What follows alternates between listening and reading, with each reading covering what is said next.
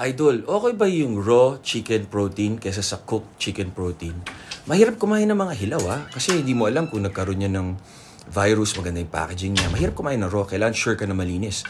Kundi pwede ka magkaroon ng food poisoning, amoebiasis, marami. Kaya mahal yung raw kasi talagang pinipreserve nila na malinis. Ngayon pag kinook mo yan, at least sure ka, lalo na kung maganda yung pagkakaluto, walang bacteria, walang germs, malinis yung kinakain mo. So as much as possible, cooked chicken. Wala pa naman usually mga tuna, sashimi, salmon, yan yung mga kinakain na raw. Diba? Hirap na Pero yung iba, lalo sa Japan, hilig sila maglagay ng raw egg. Pero mga Michelin star yun, quality talaga yun.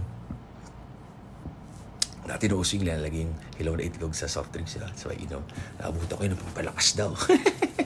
Anyways, mahirap na kumain ng hilaw. Ingatan nyo sarili nyo. Tsaka minsan seafood. Kasi baka mamaya may red tide. Tama kayo. Mali ako na Dr. Do what works for you. Happy, healthy, guys.